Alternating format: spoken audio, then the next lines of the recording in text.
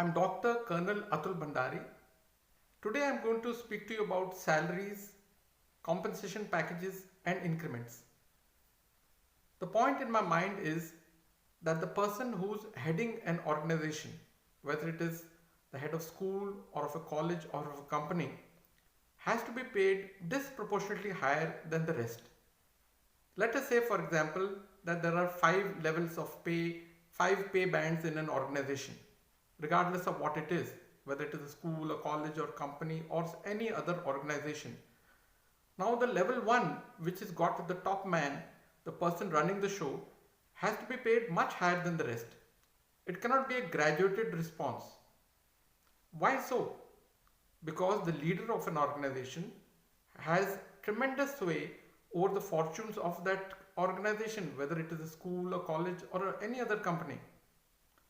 It is he who can sway the profits, who can sway the fortunes, who can sway the entire culture of that organization by virtue of his appointment, by virtue of his capabilities, by virtue of his experience.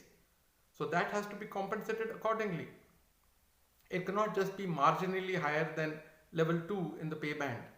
It has to be disproportionately higher. Similarly, when we come on to increments, at times many schools, many people make a mistake that, let us say, they have declared that we will have a 7% increment given based on the funds available.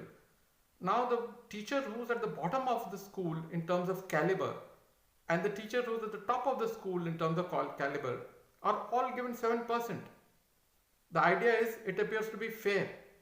Actually, to my mind, it is extremely unfair because the teacher who's at the bottom in caliber will possibly say that why work hard? Why should I be so committed? In any case, I'm getting my 7% like everybody else in terms of increment. Similarly, the teachers who've gone the extra mile, who've been very committed, who've helped take the school forward, they also get 7%. They would possibly think in their mind that why should I slog so much? Why should I burn midnight oil? Why should I always be there in the forefront when in any case I am going to get the same increment as that lady who is not interested in the school?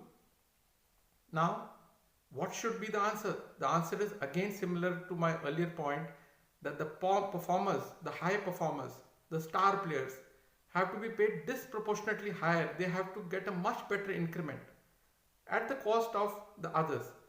That is, they must be clearly visible as yes, we are publicly rewarding these people. So the common point which I have made today is that the star performers, the people who are at the top, whether in terms of position, authority or caliber, have to be paid so much better, clearly in the public eye for all to see.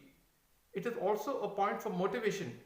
The people who are coming behind will say that yes, one day if I work hard, if I am committed, I can also reach that top position and benefit from such high salaries, such high privileges, such high perks and such high increments.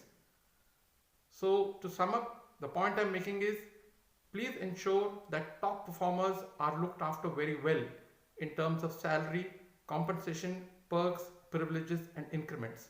It is best for the organization because these people can really take the organization forward.